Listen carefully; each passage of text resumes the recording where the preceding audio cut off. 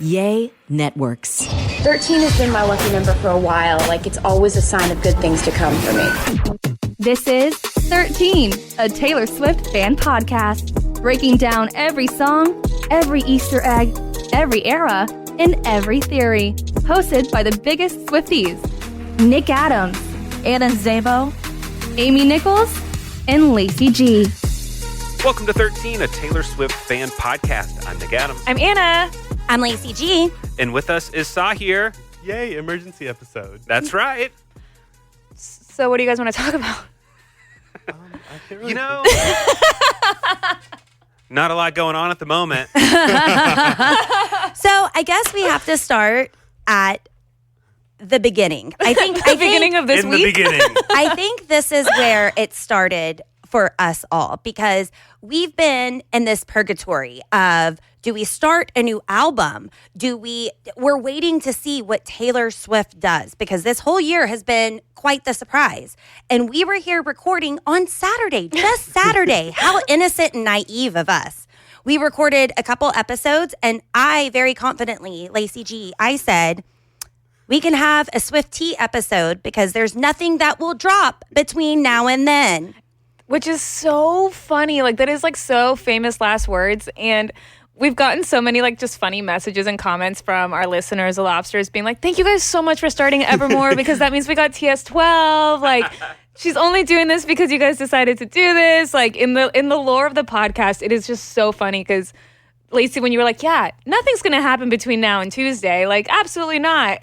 And I feel like we've lived 13,000 lives since then.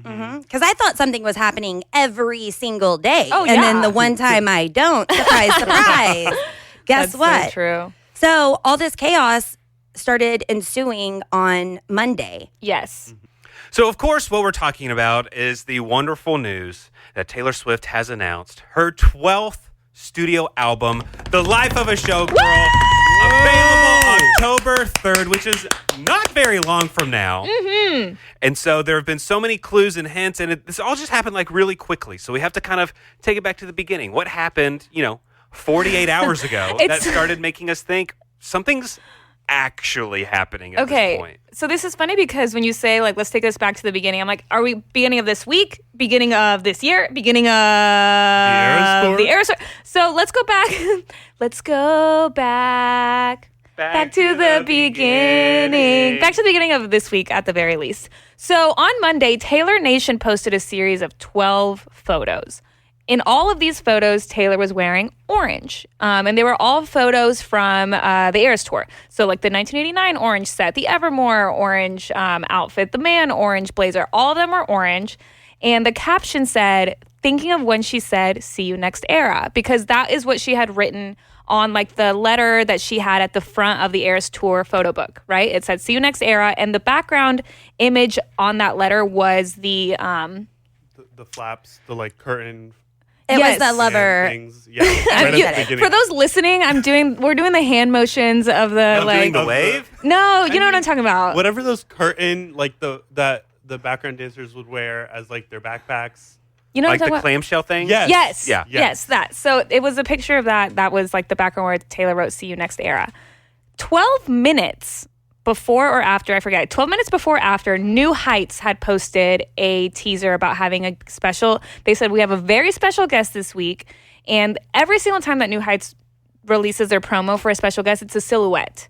So they had a silhouette, and it was Jason and Travis. Jason was wearing an Eras Tour t-shirt, the one with Taylor's face on it. I'm actually wearing the exact same one for that reason today. And Travis was just wearing like a blue shirt, but he looked very smitten in the photo. But the thing is, typically when New Heights posts these teasers, they have a yellow background. And on this one, it had an orange background. Not a coincidence, but at some point during that day, we were like, is it a coincidence? Is it not?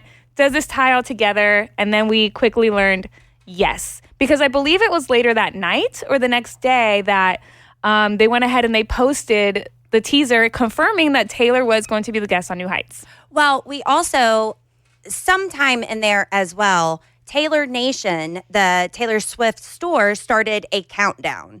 And it was orange and sparkly. And then later they did confirm it by posting the teaser video on social media that confirmed even though SwifTEAs had already put her picture in that silhouette, Straight found the picture that this is Taylor Swift. They did later confirm it. And we mentioned this in our group text. Is this not the best intro of all time that Jason Kelce gives to Taylor Swift on the New Heights podcast? Our guest today is a singer, songwriter, and producer and director from Nashville, Tennessee. That's bullshit. She is from Reading, Pennsylvania. She is the most awarded artist in the history of the American Music Awards, Billboard Music Awards, and iHeart Radio Music Awards. Yeah, damn. She has 14 Grammy Awards and is the only artist in the history to win Album of the Year 4 times. Last December, she wrapped up the Eras Tour, which spanned 149 shows across 51 cities, 5 continents, and was the most attended tour of all time. Of all time. I'm still going. Hold up. Her last album, The Torture Poets Department, set a record with 1.76 billion streams globally within the first week alone. All right. In the first week? And as a fan of that guy on the Chiefs, she has 19 wins, 2 AFC titles, and a Super Bowl. 92%ers! Are you ready for it? Making her podcasting debut, the most aggressive guest in the history of shows, Taylor Swift! That intro, Jason. Oh my Incredible. goodness. I think that whole family is an exclamation point just walking around because that intro gets me so hype. And it came out the night before. So we already know, we see this setup, and then we hear Taylor's response, which I could not send that to people who weren't in the know fast enough. Like, this is what we're getting tomorrow. This is exactly what she's serving. As we all know, you guys have a lot of male sports fans that listen to your podcast. And I think we all know that if there's one thing that male sports fans want to see in their spaces and on their screens, it's more of me.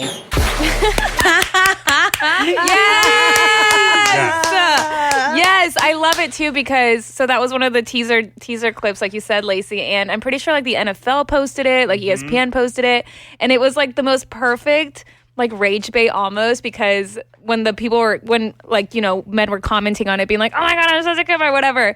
All the Swifties were in the comments being like, "You're proving her point." Yeah.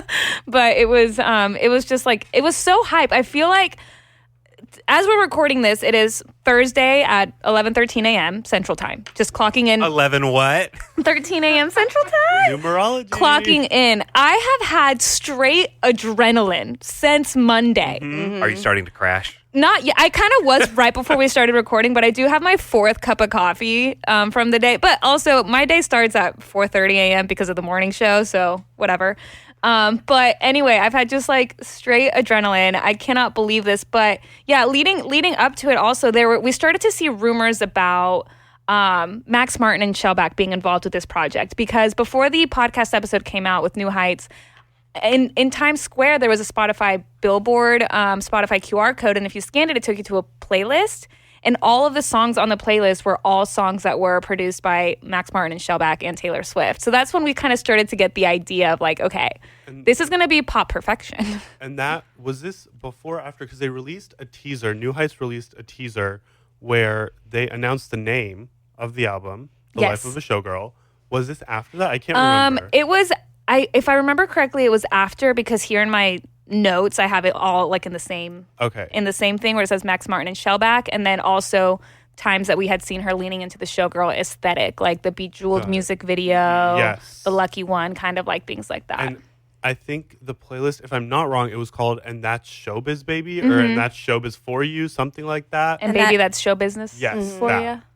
And what was weird about the playlist was, first off, even though these are people that she's worked with in the past, and she addressed that later on in the interview, it wasn't her go-to people that we've seen on the most recent albums. So that was number one. Completely different producers than the last several albums that we're used to. Then it started off with the song 22. There were 22 tracks. There was an hour and 22 minutes on this playlist. So everybody was like, that means we're getting a double album. The twos are still twoing this whole time. Even in the promo video, she's saying she went to the Super Bowl twice. And so people are really hung up on a lot of the stuff that is being said and some of the actions because the words are different. But is that promo for the album, though? That's going to be a bait and switch that is supposed to be all glittery and shiny, and it's going to be this, and it's going to be theorized to be pop perfection, but then the lyrics are going to hurt you. So it's going to be masked behind this is going to be big and beautiful and glamorous, but then the words are going to be hitting you different. Yeah, I don't know. I don't know, because she said in the podcast that this is basically like a behind the scenes of the Eras tour, but she said it's vibrant, it's electric, it's fun. Like, she used all these words like it was like just very positive. But then she also said that it's going to have like folklore songwriting on it. So it's like, it's going to be really, really, really interesting. But as far as the twos go, I'm still kind of hung up on a documentary or a docuseries, because she's been saying that The Life of a Showgirl, A, perfect title for a documentary. B, like, you know, with all the twos that Lacey just mentioned and all of this stuff, like, I wonder if to accompany the album, there will be some sort of actual behind the scenes video footage. Could be. I don't know. Could be. You know, there was always rumors I definitely remember during Midnight's rumors about like a visual album where there would just be, because we saw a bunch of teasers for Midnight's, which ended up just being the Bejeweled music video. Which is that so has funny. So many different scenes where she's playing different characters and costumes and stuff like that. So maybe there could be an actual visual album that follows along with it. Yeah, Who that's knows? so true. I also just realized Female Rage the musical would work perfectly with something called The Life of a Showgirl. Yeah. And if that is the title for the visual album, it would fit in perfectly, because all of these titles and the vibes of this album seem very musically backstage, burlesque. Like we had the vigilante shit chairs in some of the album promo. So and recently there was the trademark that had been just like, I think, approved for use or for commerce or something. And so I wonder if that is actually like was not a tortured poet Easter egg, but in fact is an Easter egg for The Life of a Showgirl. Yeah, or somehow tied in. Queen Carvania stood haloed by the morning sun. An army hung on her every word. My champions, I have sold my chariot on Carvana. 'Twas a lovely SUV, an inexplicably queenly offer. They're even coming to the castle to collect it. Tonight, we feast! An offer you can feast on. Sell your car today on Carvana. Pickup fees may apply. Was Taylor joining Travis's podcast on our bingo board for the year? Yes, it was. Okay, hold Awesome. on. I'm glad that you brought this up, because I actually just checked that yesterday. Hold on. Bingo. Because whenever this happened, I was thinking, surely this was on our bingo board. Yes. So at the start of the year, at the start of 2025, we put together a 2025 bingo board. And I guess we haven't even addressed it. That Amy's not here because she's on a cruise again. But no, I'm just kidding. But also, Amy was not, she was literally actually was on a She cruise. really was that time. When we did the bingo board episode. So it was just Nick, Lacey, and myself. And the way that we did it is we each, like, we kind of went around the room with our bingo board things. But in 13 podcast fashion, we made it competitive. So we kept track of who said what. Who did this one? Okay, so this was item number 21 on our list. It says, Taylor appears on the New Heights podcast. That one was submitted by me. Oh, I was going to say Nick Adams. It says Anna. I let you have that one, I guess. It says Anna. What's 21 backwards? 12? Numerology, everybody. Numerology meets Tay Voodoo. And this is such a big deal because we've wondered before, like, if Taylor Swift was going to have Travis walk with her on the red carpet, because she's never done that before. So to see this side of Taylor and to see this interview that's just giving, and she's opening up to us and showing herself that she doesn't have to. And I think that that's beautiful to be able to witness them and to see them together and to hear how close they are and how intertwined their families are. Yeah, you can tell that she loves this guy because Taylor, we all know, she's very guarded. She does not do interviews.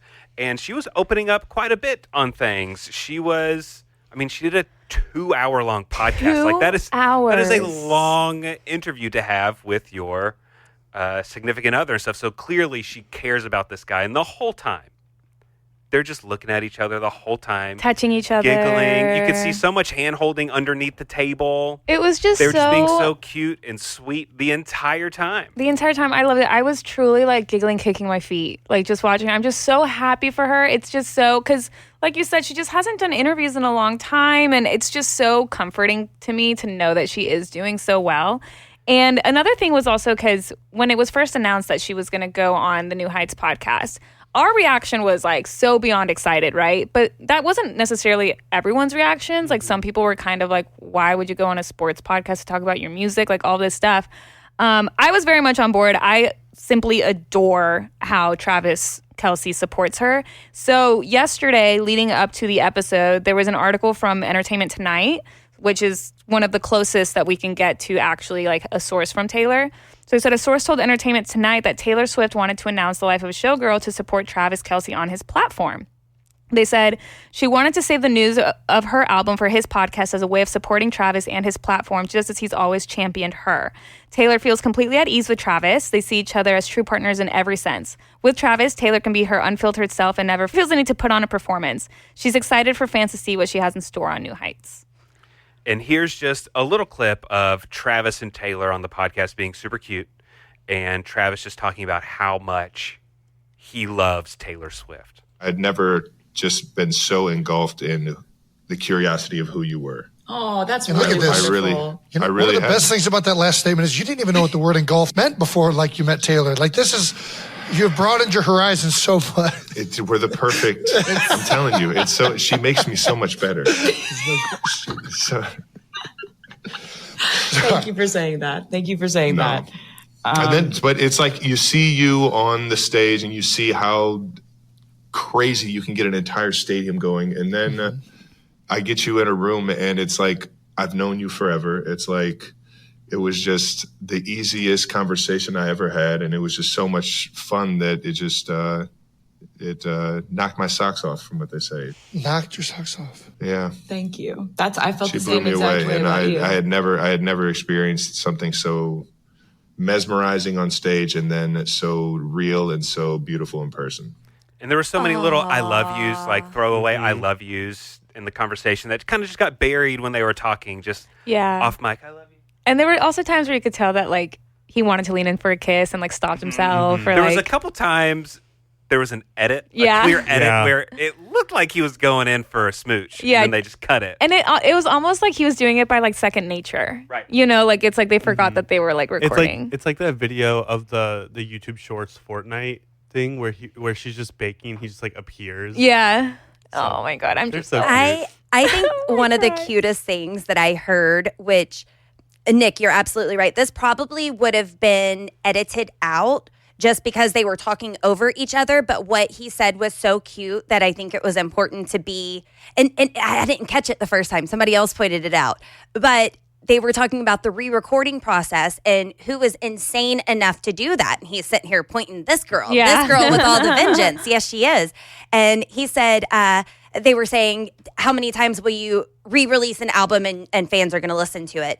And he said, if you release a third 1989, I'd listen. He said that. Also talking about him doing this John Hughes moment in real life, and it's shooting your shot that's heard around the world. I mean, that was adorable for her to say, this is exactly what I've been asking for, and then someone delivers it. To lay out all the green flags instead of saying why you're putting up with the red ones. Yeah, you're so right. Yeah, Lacey, I love that you pointed that out because, I'm just green going flags to came repeat up what twice. you said. But when she said, there's this guy in front of me that's doing what I've been asking for. Yeah. And like, here's the obvious sign. Yeah. Let's give this guy a shot. Do you think, because then she had also kind of said that part of what made it also work, another green flag was that when they didn't meet at the show, even though he wanted to, even though they didn't meet, then there were so many people that started kind of vouching for him and whispering in her ear, like, he's such a great guy, give him a chance, all this stuff. And she was like,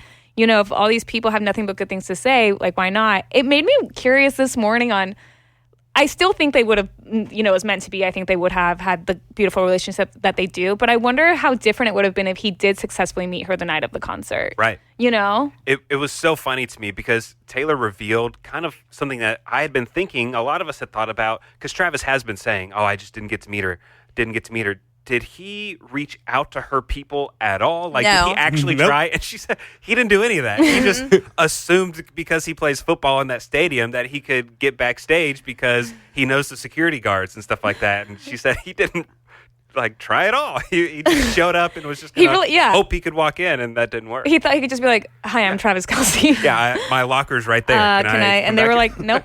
No, and then I think he said that Patrick Mahomes tried also, right? Like him and Patrick. And if there's anybody that could walk around that stadium without needing identification, it's Patrick Mahomes.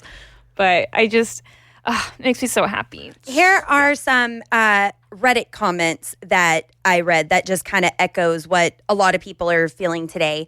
Wistful46 said, a man who hypes your vocabulary, we are never again settling for less. I thought that was great. Rhodes13 said, after a breakup, one of Taylor's friends, and they're asking, was it Todrick Hall? So I'm not sure if it was or was not. But one of her friends mentioned something about how Taylor will say, we saw a bug and it was like 10 feet tall. And this ex would correct her by saying it wasn't that large, it was normal size. And you could just tell how that affected Taylor. But then they noticed during the podcast last night, whenever she was talking about her grasshopper and how it's 16 feet away. And she's telling this big grandiose story that isn't real, like it likely isn't real. The thing wasn't 16 feet away, but they're still listening and engaging with her and not like, well, actually, that's incorrect because you got your facts wrong, just going along with it. And so this person said, it's not to knock on anyone. I guess it's just a reminder that you don't have to dull parts of yourself to fit in. There's someone out there who will accept every part of you, who will even encourage that part of you. Yeah, that's so beautiful. I saw another post that also said that Taylor Swift dating her number one fan is the way it should have always been. You know? That's true. That's really, really sweet. Do we also have, I know there was like a lot of audio, a lot of clips. We're all feeling a little slightly overwhelmed. I don't know if we have the audio, but we should also talk about her telling her side of the story about reclaiming her masters. Yes, I do have a clip of this. Okay. I love it. It's about a minute long. Okay. And it's condensed from that part of the conversation. But yeah, Jason was just like, hey, so tell me about getting the masters back. Yeah. Because it seems like he really has no idea what all this is going on. So Taylor explained it to him, and she explained all the differences between like the master publishing, recording, the publishing rights, the master recording rights, and everything like that, which we have gone into all like this. But then she finally got into explaining exactly how this came to be, that after years and like she said like a decade of her trying to get these masters back because they had been sold a few times at this point, about how she was actually able to get them back. Rather than send lawyers or management, I sent my mom and my brother, who I work with, to LA, and they they sat down and they like, this happened. I don't ever really talk about it because it's they sat down with Shamrock Capital, and they told them what this meant for me. Like, this is, they told them the whole story of all the times we've tried to buy it, all the times it's fallen through. It was a couple months after the Super Bowl. I get a call from my mom, and she's like, you got your music. Yeah. And so sorry that it's literally been so long since this happened. It's every time I talk about it. She was like, you got your music. And I just like very dramatically hit the floor for real. Like, honestly, just started been a long time bawling my eyes out. And yeah, this changed my life. I can't believe it still. And she goes on and on about how she was trying to get the words out to tell Travis, because Travis was in the next room playing video games. and then they were talking about how Travis himself was crying in that moment too. It was just what a sweet moment. You know, this finally happened. And Taylor was saying, it was interesting. She was saying some artists don't want their masters. Some do. She says other people have their priorities. And for her, it's just about owning her work. It's not about how much money she can make on them down the road. It's about owning it. And she was saying that if she didn't get her masters back, she knows that in 40 years, someone else is going to leave her masters in their will for their kids. Mm-hmm. And that they wouldn't be hers. They'd be someone else's property. And she knew she had to get them back. And this whole time, like during the entire Taylor's version, era of our lives. You know, we're deep Swifties, so we like definitely like understand it. But I always try to explain it to people that the difference between Taylor and your average, I guess, recording artist, somebody who wouldn't really care about like, you know, the masters of publishing, like things like that. The difference between that and Taylor is that since she writes so deeply from like her heart and her experiences, it is like her entire like diary entry in the form of lyrics and visuals and music and all of that. So it's like kind of far beyond just like, oh, it's a fun pop song, then I want to be a pop star. It's like, no, this is her entire life's work in every sense of the word. You know, and then it was also interesting because I've seen this morning people kind of noticing that this entire time she's always said like, oh, like get my masters back, get them back. And so people thought that she already owned them, lost them, and then she got them back. But it's more so like, I think it's just like getting back the ownership of all of her work. Not that she bought them at one point, they were sold again, and then she got them back. I think that kind of confused people over the last couple of years as well. So I think she cleared that up in the New Heights episode. But I also felt like that part, her messaging during that was to explain to a different audience. I loved Jason asking the question because we haven't heard a lot or anything really since she's gotten her master's. But for her to explain it for that way, I felt like that was more for the New Heights or for the audience who didn't know, who was like, well, why is she making such a big deal out of this? You know, so that was a very good way to say, hey, I'm reacting to a situation. I'm not overreacting because of something that happened. So let me just clear this up. Yeah, I really appreciated the will analogy because that even put things into perspective for me, because I was like, I never thought that one day, like someone will pass, it's property that someone owns, and that would go to someone that isn't Taylor. Mm-hmm. That was just like something that I never thought about. Luckily, it'll never happen, but it was a very good way to like put things into perspective for even like a very deep Swiftie like me. Another piece of the interview with the New Heights that I just really loved was Jason was asking about Easter eggs. Yes. And it was great to hear Taylor explain Easter eggs. I'm sure if you pull up our questions that we have for Taylor, we have so many questions about Easter eggs, about like, what is actually an Easter egg? Because I have my opinions on what Taylor deems an Easter egg, and other people have their opinions, but Taylor actually spoke about what an Easter egg to her actually is. There's do's and don'ts, right? Like, I'm never going to plant an Easter egg that ties back to my personal life. It's always going to be towards music.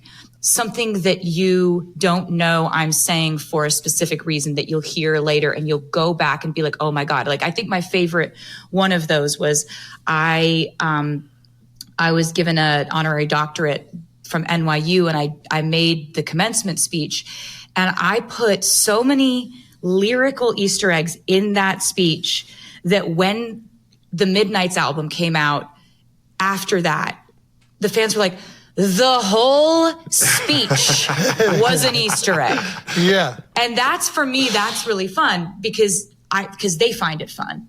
Yeah, and she talked a little bit more about how she likes playing with numbers and numerology, and they talked a lot about that. She had to explain numerology to Jason, and it was really cool. And so, like, to me, I picture her Easter eggs being, I don't want to say simple, but not as complicated as some people make them. I think some people will look at the star chart from 17 decades ago and match it up with the Wednesday, and it's like, I feel like that's not an Easter egg. But when Taylor Nation posts 12 pictures and they're in orange, like, okay, that's an Easter egg. Well, funny, you should say that, Nick Adams, because Ooh, full name. Yes, Lacey P. on TikTok, T Swift fan 420 says that Taylor Swift Lacey, is that your burner account? says that Taylor Swift did want everyone to be included, and that's why these clues were especially cluing. She had to give us the stupid people Easter eggs because we were clowning that hard with Reputation Taylor's version. Because everyone was so delusional with Reputation Taylor's version, she literally gave us the stupid people Easter eggs. They were like, a new era is coming, orange. Do you know what I mean? And we were like, okay, thank you for setting us back on track. Imagine Taylor Swift, the queen of Easter eggs, being like, these people are this crazy that I actually have to like dumb it down for them. That's so funny. Okay, class, settle down. Here's what we're doing. There's a new era coming, orange. But I understand how, as Swifties, if you're not in the know, how that can be annoying for someone else if it's like, she just said something, but she has taught us to think differently. So Nick, if you will, I have another clip on Easter eggs, and she explains this is why she makes it fun for other people. You can be in or out, choose your own adventure. I want Easter eggs to be a certain thing where, like, if you are a part of the fandom and you want to experience like music in a normal way, then you don't even see these. You don't even care what that thing is above that doorway, in under that dimly lit flickering light over there that's upside down backwards in Braille. You don't need to know what that is. I love this. Yeah. But if you want to look at that, but if you do, then it's there. Yeah. Do you know what I mean? Like, if you know, you know, if you're in you the know, know. you know. Yeah. Oh yeah. You know. Time to go. And I do love that, because I think there have been a lot of times where people do take a very simple Easter egg and tie it back in a way to her personal life, and she doesn't. I mean, that's what she said. She's like, it's always going to be about the music. You know, I'm not going to tie it back to my personal life. I feel like that's something she kind of felt like she needed to say.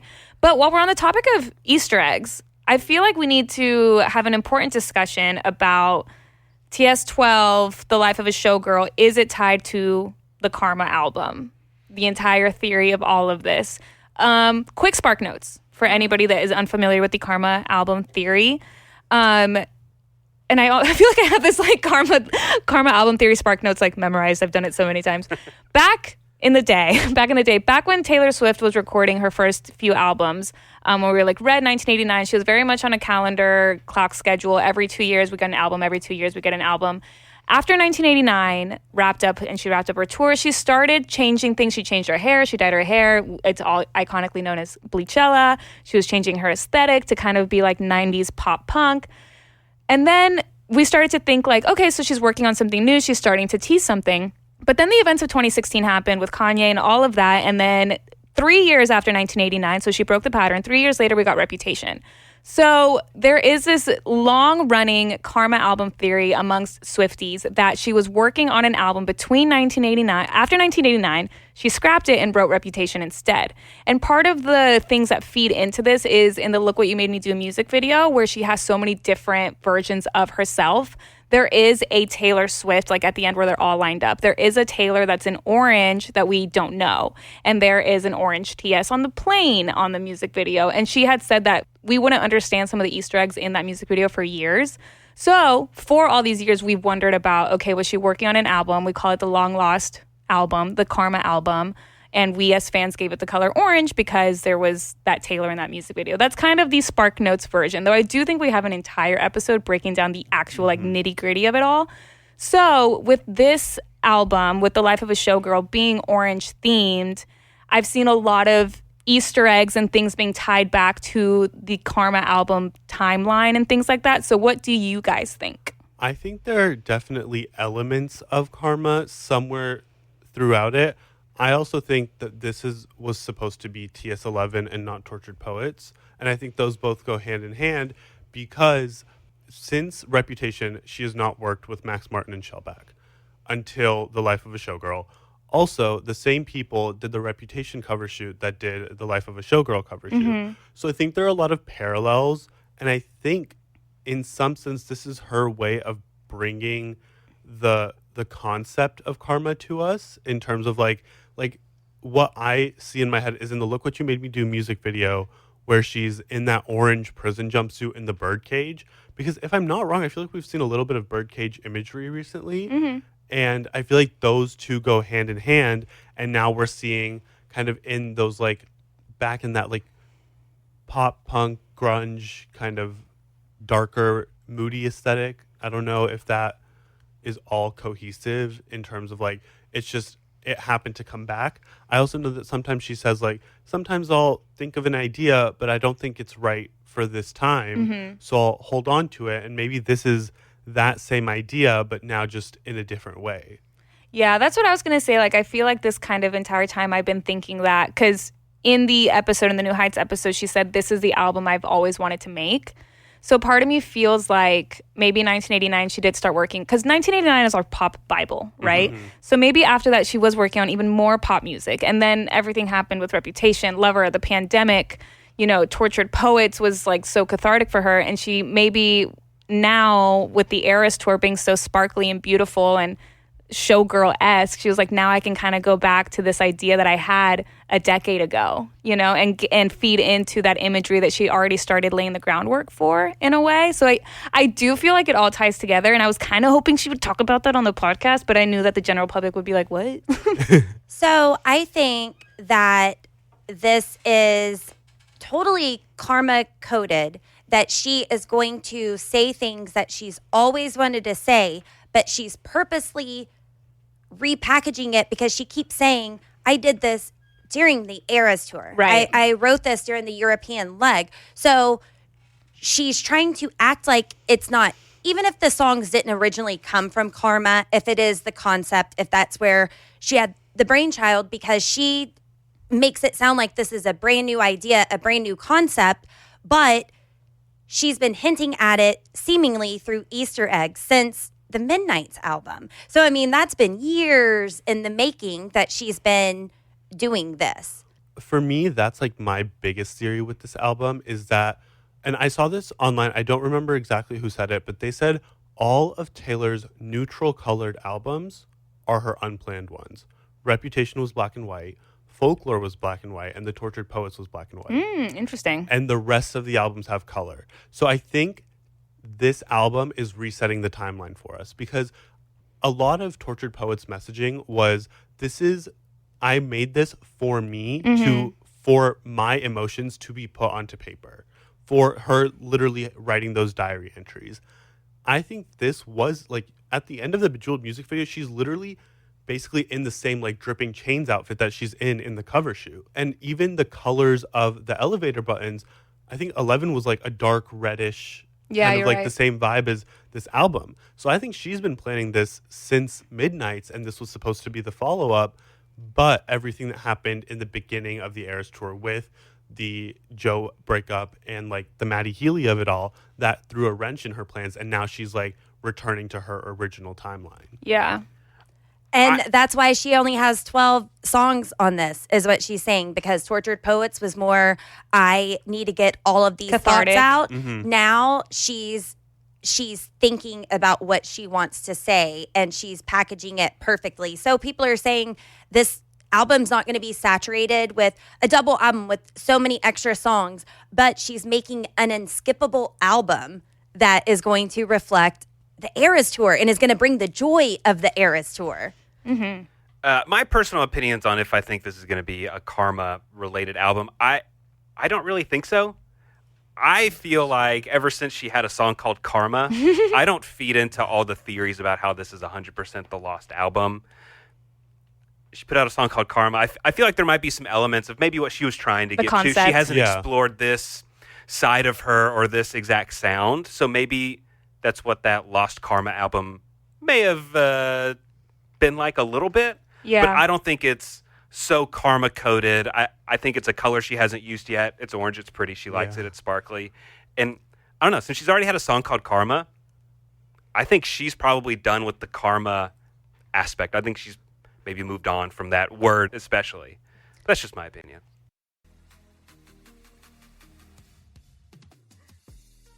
Jason Kelce did ask her on the New Heights podcast, why orange? Is there any reason that you gravitated towards that color?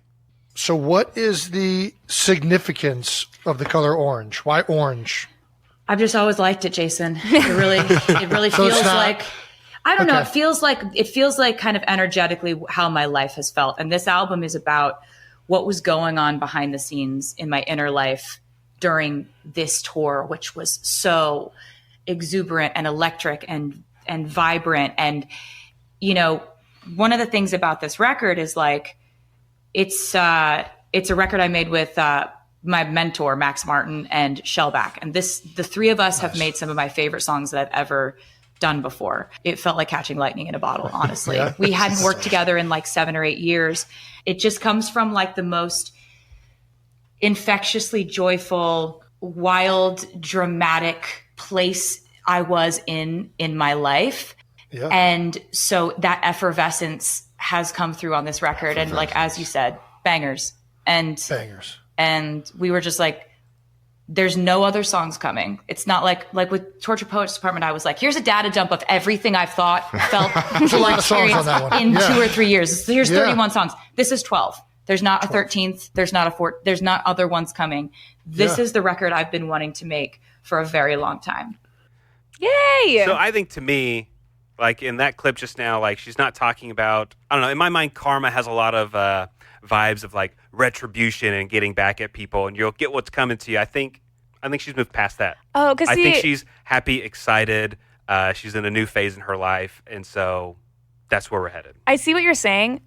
I think in my head, even though we call it the Karma album, to me it's that era, like what that pop, like that she was working on right after 1989, and we as fans gave it the name Karma, but maybe she is just kind of going back to that like concept that she had of like, I want to do like another full pop album, you know, because Reputation did have its pop elements, but it wasn't like a 1989. Correct. You know, so. I don't trust her.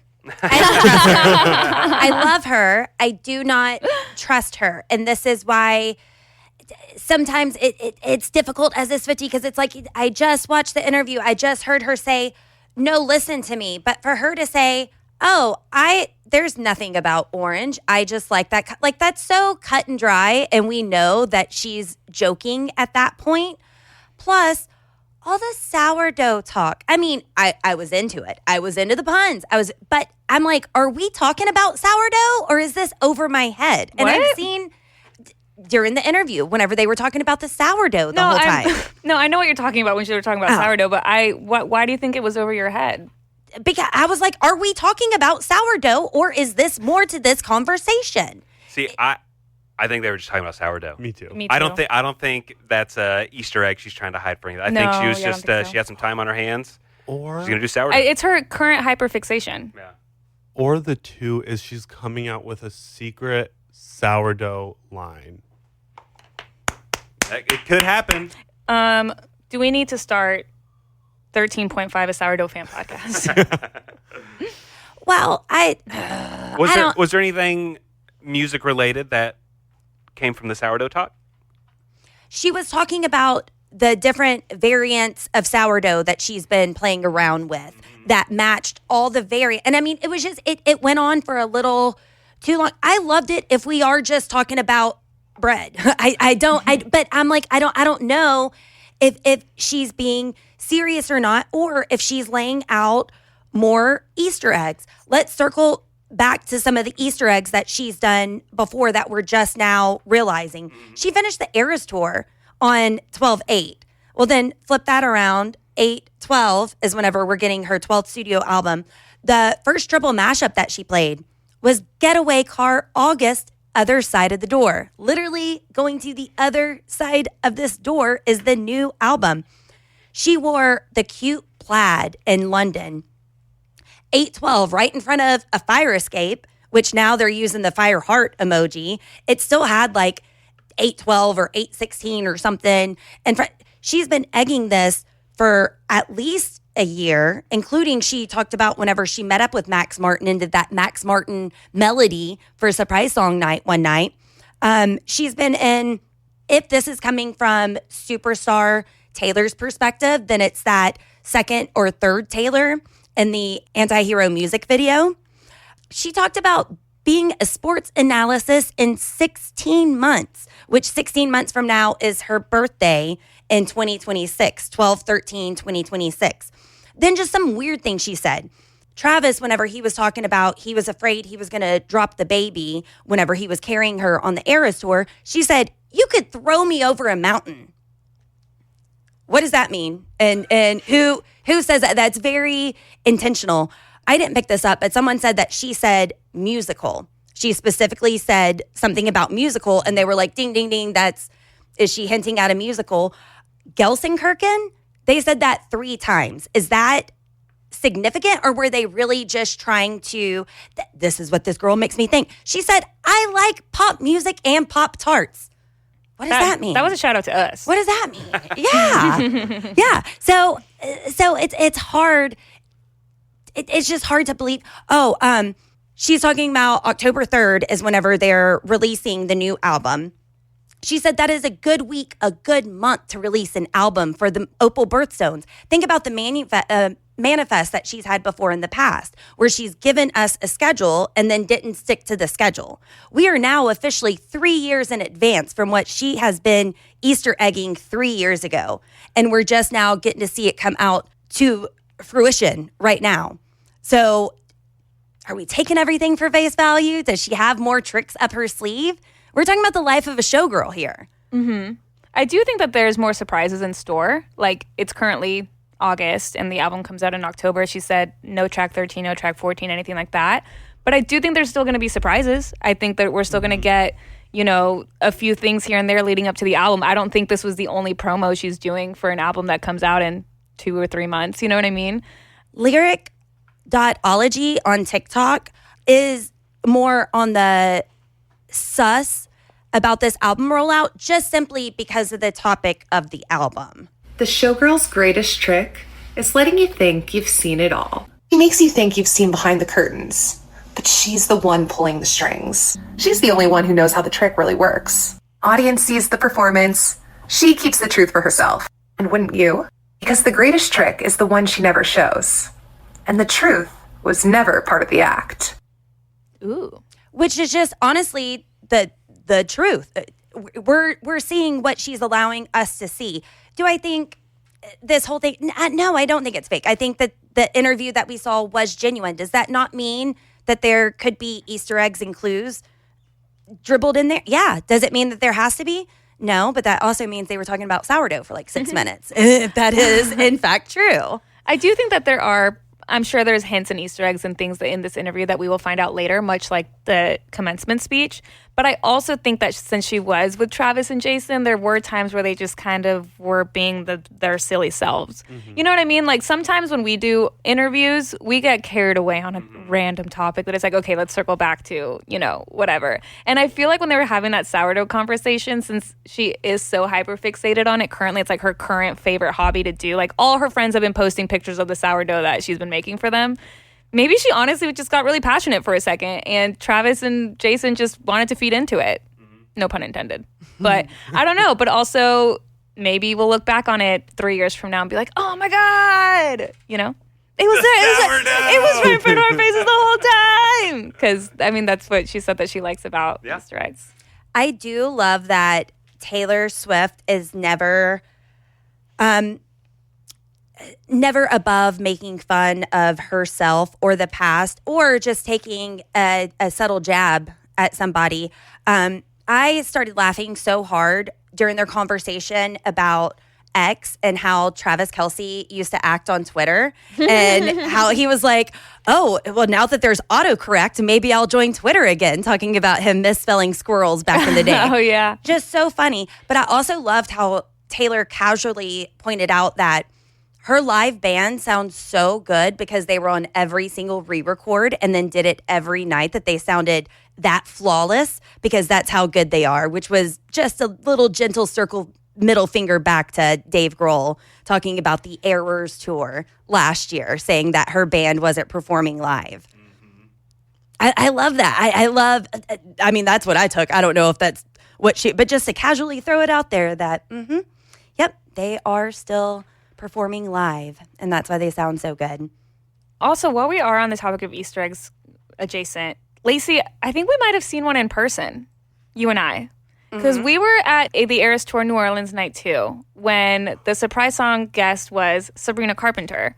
Taylor was wearing an orange dress at that point, and Sabrina came out and they performed together. But in the whole little bit that she did leading up to it, it's like she calls Sabrina like on the phone, and then she said something along the lines of like, okay, just like put some clothes on and like come on. Something makes me think that that's a lyric because the feature that Sabrina is on, it's track 12 on the album and it's The Life of a Showgirl. It's the title track featuring Sabrina Carpenter. And I feel like that's something that would be in that kind of song, right? Like put your clothes on. And Sabrina posted something saying put on some clothes as well. And again, it's her verbiage that made it so, because you're on a roller coaster, why would you need a put your clothes on if it was a roller. I mean, so yeah, that was something that is that people have been pointing out. As of right now, we know of them collabing on a song. I didn't know if she was going to start a new record company, something that we had thought before. Her talking about her struggle to own her masters really made me, I was suspicious. Like, is she about to say that, yep, and this is what I'm doing now. Learn from my mistakes and you can come join me. Yeah, that would have been epic. Mm-hmm. And I feel like that's only a matter of time, honestly. Mm-hmm.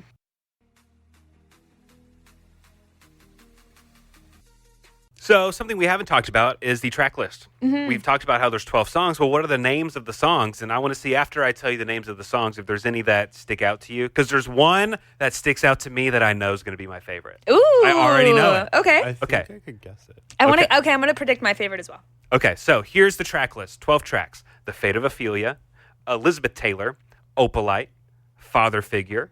Track 5, Eldest Daughter. That's going to be an important one, we already know. Shout out. Track 6, Ruining the Friendship. Which do we think we know who that's about? I wonder. Track 7, Actually Romantic. 8 is Wish List. 9, Would. And when they said this on the podcast, Jason and Travis were like, hey. Beavis and Butthead for a second. Oh, yeah, that's what she said. Track 10, Canceled! ! Track 11, Honey. Track 12, The Life of a Showgirl featuring Sabrina Carpenter. Does any stick out to you guys? Anything? On which one we think is going to be your favorite? Sure. What do you think is going to be my favorite? Can you guess? Which one's going to be your favorite? I think you're really going to like Canceled. Okay. Any other guesses? Sahir? My guess was Wish List. Okay. So far, neither of you are right. Okay. Lacey, do you have a guess of which is going to be my favorite? No, Nick, I'm still stuck on Would. Would. I'm just curious. I think my favorite is going to be Honey. Something about that song. It's giving dress. It's giving something Sticky. like risque. I don't know. I'm thinking Honey. I think Honey is going to be my favorite. Okay. I'm predicting my favorite's going to be Actually Romantic. Okay. That's going to be track 7. Yeah. Lacey, do you have one that's sticking out to you yet? All of them. I'm really interested in the track title. And the title track. The Life of a Showgirl? Mm-hmm. Yeah, for sure. And we know do we think that's going to be the lead single? I would assume it would be. And I would assume that is going to be the number 1 song in the country for a few weeks. I wonder if it has anything to do with like right before I Can Do It With a Broken Heart, how she like literally changes, which ties back to the Put Some Clothes On, and she is a showgirl being controlled by the backup dancer. So I wonder if it'll be very I Can Do It With a Broken Heart-esque. Mm-hmm. Sahir, do you have a song that sticks out to you at the moment? For some reason, I think Opalite. I don't know what Opalite is. I just looked it up. Oh, okay. It's like a man-made stone. Huh. I feel like for some reason, all of the like etherealness and in the podcast how she said effervescentness of Slut from The Vault, I think that'll translate to this. Okay, yeah. Because even like the colors of Opalite, I feel like are very ethereal and that kind of vibe. Yeah, so opalite is a man-made glass stone, not a naturally occurring gemstone like opal or moonstone. It's known for its milky white to translucent appearance with a subtle play of colors, often resembling a soft blue hue, particularly when backlit. While it's not a crystal in the geological sense, it is often used in jewelry. And I saw how Taylor Swift is taking back the word canceled, just like she did slut. Oh, yeah, I like that. Oh, I do like that. Because now people are going to Google and the song's going to come up and not any events of the past. You're so right. Another question to pose to the group. Do we think that, because you had said the lead single being the title track, potentially, do we think she puts out a single before the album? Or no? Yes. She hasn't in the past few years. She didn't do it for the Tortured Poets. She didn't do it for Midnights. She didn't do it for Evermore. She didn't do it for Folklore. I don't know. Maybe Folklore is a because surprise album. So she's saying this is going to be such a poppy, big, bright-colored album. To me, that kind of screams like I may have some radio hits here. Mm-hmm. Yeah. Let's get them out there. I think we're so back in terms of like classic album rollout. Yeah, but at the same time, I feel like she is Taylor Swift, so she's gonna get the radio play regardless. You know what I mean? So And with it only being, and I'm happy to be wrong about all of this, by the way, but I feel like with it only being 12 songs, I don't know if she'd put one out early. I don't think she needs to, but I think in this case she may want, because she was like, I am so proud of this album. There's nothing you could say that would make me not want to put out this album. Right. So I think she just wants us to hear it. So another question that I have that is very important. We get a new album. What are we doing with the tour? Is there going to be a tour to support this? She just got off the Eras tour in December. So does that mean maybe come spring, there's going to be a tour? I'm literally so stressed about this. Well, I warned my parents already. I was like, I know I'm going to be a broke college student, but I will be there. I'm requesting my birthday and Christmas present early. Literally. Oh, I was explaining to a girlfriend who knows how obsessed I am, but still hasn't been through this process with me. And another friend was talking, and I'm like talking around her, like, no, you don't understand. We just now entered into my football season. Now I'm sitting around and I'm watching this, and we're just in the album rollout phase. The album isn't even here yet. Yeah. What do we have coming up? Yes, we are just getting started because Taylor Swift knows how to do an album rollout. But to touch back on something you mentioned earlier, Sahir, Emily on TikTok, she's at 30.something.life, thinks that maybe this could be a potential move for Taylor Swift in the near future. What if we're getting Female Rage, the music festival? Ooh. Taylor has new music. Haley has new music. Florence is hinting towards new music, and so is Stevie Nicks. A co-headliner tour, few location stop music festival. Yeah, we would be there. So, I mean, what about that? What about God. Collab album? There's been rumors of a collab album for years now. She mentioned Phoebe Bridgers at least 3 times in the interview yesterday. Is this, I mean, I don't know. We're thinking she maybe fixed the timeline. Now she's righting the wrongs. Loverfest. But how is this exactly going to play out? I'm just throwing this out there. I don't know if you guys agree with this. I have a really good idea for a stop. Swifties in the Park. Sounds great. Second I'll annual. be there. I'm so in for a second annual Swifties Yeah, in we the need to do that Park. at some I've been point. saying yes. Well, this album comes out on October 3rd. October 4th, one Miss Sabrina Carpenter is headlining ACL. Yes. And people are very suspicious if Taylor Swift is going to make an appearance or not. That'd be crazy. And for years, I've always said that she would not do the festival scene. However, I think now she's just doing it to have fun. Yeah. She's in it for the vibes right now. She's having a good time. And she was supposed to right before COVID. She was supposed to headline Glastonbury. And then COVID happened, so she didn't get to. And so, all of this, and now she's doing more collabs with her friends. I mean, in the last 2 years, we've seen her do Us with Gracie, and now the title track of Showgirl with Sabrina. Yeah. So, I mean, I'm there. Yeah. Oh, my And wait, goodness. isn't Gracie also at ACL this year? I think she is. So let's talk about potential rumors that people think, is this what is to come? This is just rumblings of what Taylor Swift could have possibly meant, could be happening in the near future.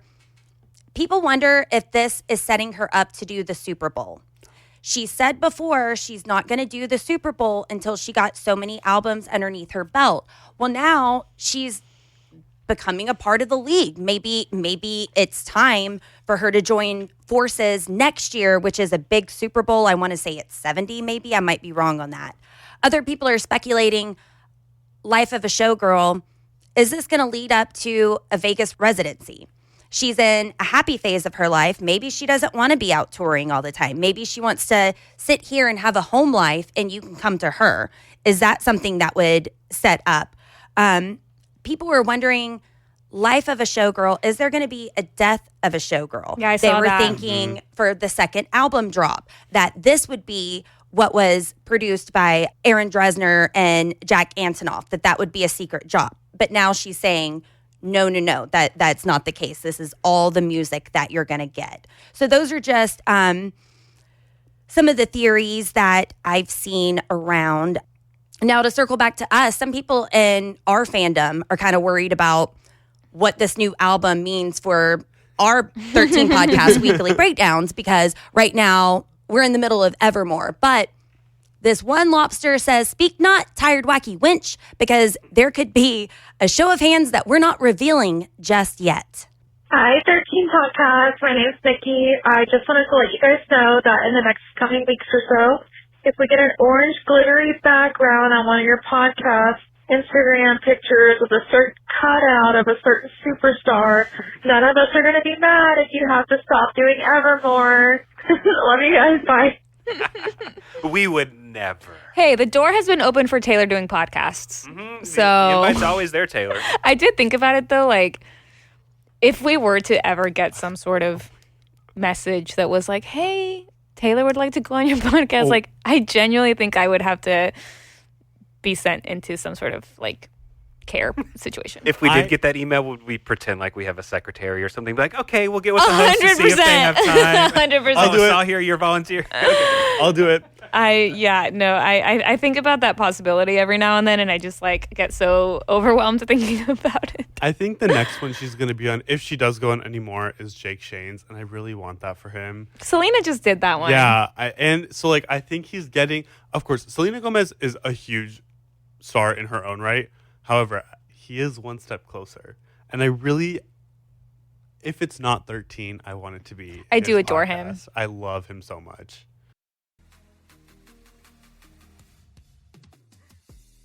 Back to the voicemails, because we've had some excited listeners calling in and excited to talk with us about it, including this one. Courtney from Canada has this brilliant takeaway after doing a little thinking just about the first track on the Life of a Showgirl album. Hi, this is Courtney calling. I am from Saskatchewan, Canada. I have been a long-time listener. I am so excited about the new album. But one thing I noticed was in the title about Ophelia. I've read Hamlet, but I kind of wanted to know more about what we could be hearing in this song about Ophelia. And it said she experiences madness and drowning. So after her father's death and Hamlet's rejection, she spirals into grief, which could be the tortured poets department.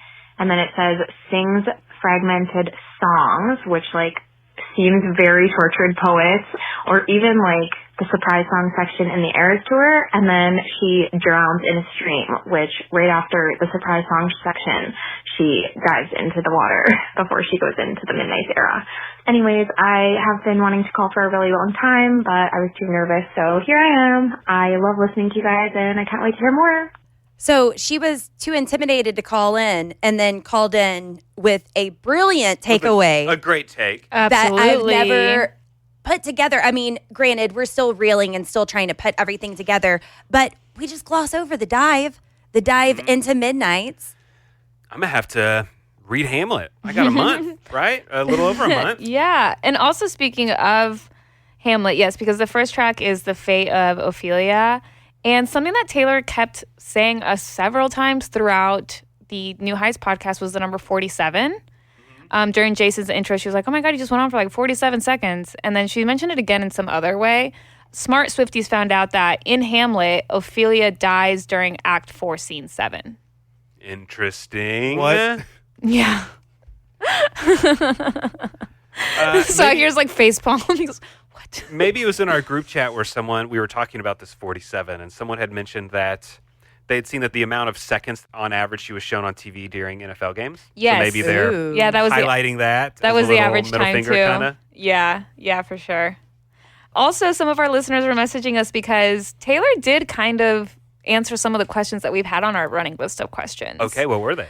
Well, we were very close to getting her favorite Pop-Tart flavor.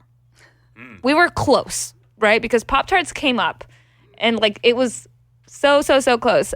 We've actually also asked about like what her favorite re-recording has been, and she said Red was her favorite album to re-record because of All Too Well and everything behind that. Me. I know, right?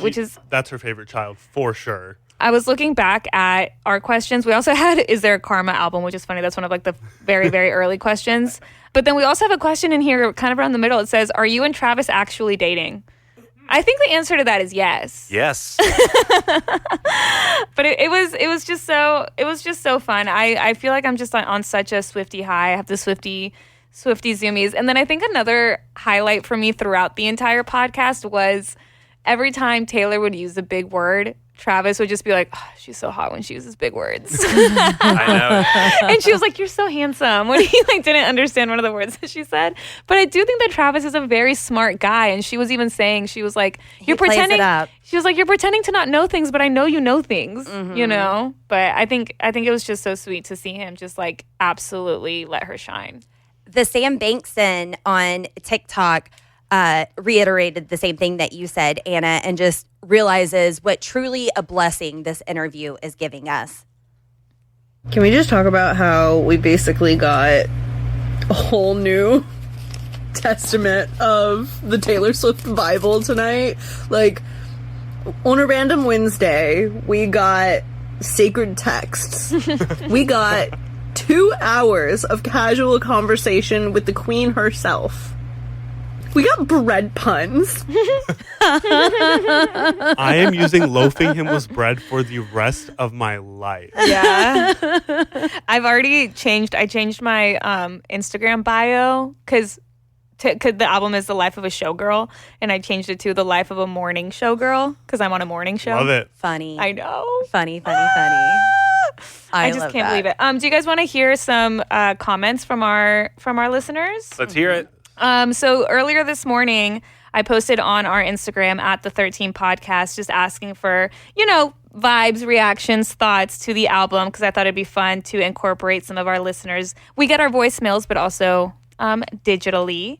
Kayla B said, I'm just so happy to see Taylor so happy, relaxed, and doing what she loves her way, finally.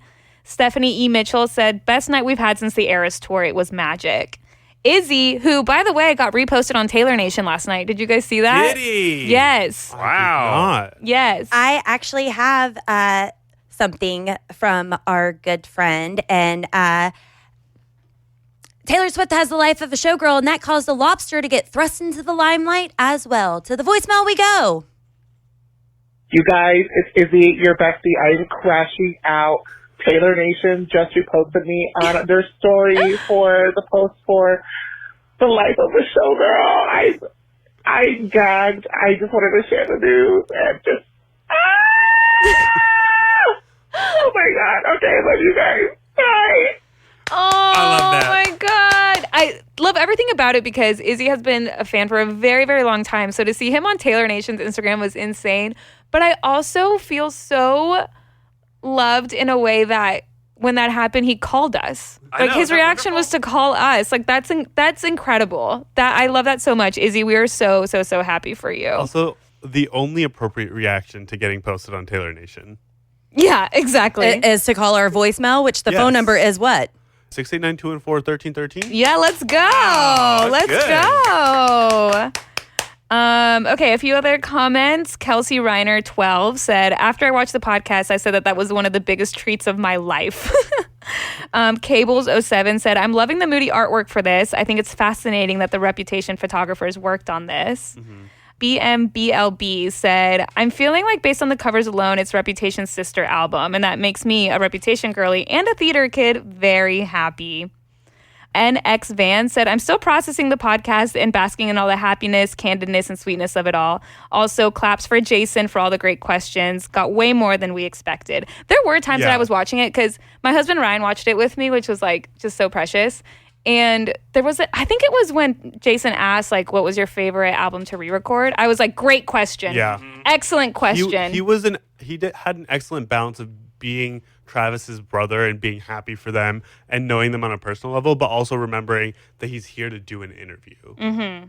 And because he asked a question no one has had the chance to ask Taylor, what do we listen to now? Yeah, now that's that so you true. own all of your music, and her answer was, I don't care. Now you can listen. It depends. She did say she felt like the newer ones had things that the older ones were lacking, because then by then she had already learned the industry and learned so little subtle things. But she's like, if you get nostalgic listening to the old versions, then listen to that. They're all game now. Yeah. Also, Maria said, I just know Nick is going to get what he loves best, glitter pen pop. It's going to be wonderful. And like they said, 12 bangers. Mm-hmm. So it's going to be great. Do you think it's possible to top your love for 1989? I mean, right now, that's a very high mountain to climb to reach the peak of how great 1989 was. But, I mean, if anyone's up to the challenge, it's Taylor. So we'll see. I mean, I do love the point where she is in her life where she just has that little extra spark of life in her. Yeah. And to tie that into making great bangers of music that she said in this interview have the highest quality lyrics that she wants to focus on, and then also have high quality music and production and sound. So, I mean, we'll see. She also said she wants to make music more of an event. That was also a little tidbit that I had written down. You're so right. Make music more of an event. That really stood out. Don't forget to join us over in the Lobster Lounge, station.page/13, station.page/13. That's just our little safe space where the comments have been blowing up all week long because of this chaotic rollout that we have going on. So make sure and join us, station.page/13, where you can keep up with all the latest with what's going on with Taylor Swift and this brand new album. One quick thing. It's not even a theory, it's just a fact, I guess, to point out. Someone noticed today that on the All Too Well 10-minute film, at the end, where we've seen the blue and the blue and the orange before, but at the very end where it's Taylor and she's the writer and she has red hair, it says 13 years gone whenever it flashes to that point. 13 years gone. Well, 13 years after All Too Well snack size is October 22nd of this year. So that's going to be 13 years since the original Red. Does she have something planned for that day? Her memoir. It is something. The life of a showgirl. Because they're making October to be hype. They were bringing up August, but now October is going to be the delivery, and I think October is going to be complete mayhem. Added to the list last week of that, the SwifTEA holidays that we were listening to. Added to that.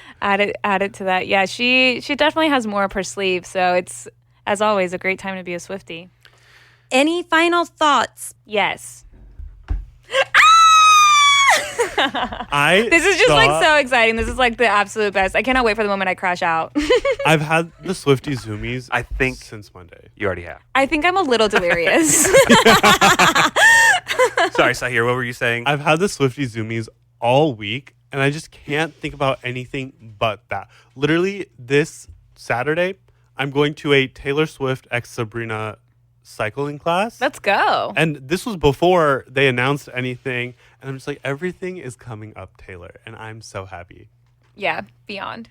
Nick? No, I'm just excited. This is great. This is wonderful. And like what Lacey was saying earlier, I can't wait to see in 3 years down the road what Easter eggs went completely over our head from this interview.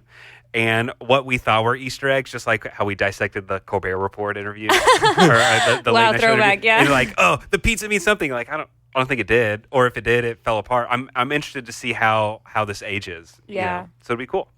I'm really excited that we have new music coming out, that we have a beautiful, insane photo shoot that's included in all of this. I love the showgirl look. I love the honesty that's being shown, the behind the scenes that this is, while I look beautiful on stage, I'm back there in an ice bath with the stomach flu and blisters on my feet, that everything is not exactly what it seems. I'm excited that hopefully this is going to get us back out with the SwifTEAs, and we'll be able to do another SwifTEAs in the park and get out and have a good time. But most importantly, JoJo and Casey on TikTok wants everyone to realize, after this insane rollout week that came out of nowhere, what did we all learn from this experience? Because there are some takeaways. Okay, so what have we learned? We learned that a surprise pop-up performance does actually, in fact, mean that Taylor Swift is about to announce an album. We've learned that when Taylor is this pointed in a photo and it seems strange, it means something. We've learned that when Taylor wants to be seen, she will be sure of it. We've learned that when Taylor creates music that she wants to put out, she will put it out no matter how long ago she released a double album. We've learned that Taylor can and will Easter egg years and albums in advance. We've learned that Taylor Nation does, in fact, Easter egg. We've learned that the final track on the standard edition will still tie into the next album. Clara Bow was a showgirl. The final line in this song is promised to be dazzling. Like stars. We've learned that when Taylor includes stars on every single piece of her holiday merch collection, that's an Easter egg. And we've learned that Taylor has, in fact, been Easter egging this album for over a year. It's amazing. Yeah. So pay attention when she's talking. Well, thanks so much for joining us on this episode of 13, a Taylor Swift Fan Podcast. If you haven't already, subscribe to us on whatever podcasting platform you're listening to us on right now, and catch us on YouTube. And you can see our beautiful faces. And all the ways to contact us are in the description of this podcast. We would love to hear from you. Our website, our email, our phone number are all in the description of this podcast. And join us next time, because we are still in our Evermore era right now. So join us next time when we break down Tolerated. Also, keep in mind, that was recorded before all of this happened. That's true. It sure was. So see you then. What's going to be so dated about it? Who knows? We'll see. Thanks for listening. The 13, a Taylor Swift fan podcast. Subscribe for free and leave a positive review on Apple Podcasts, Spotify, or Google Podcasts.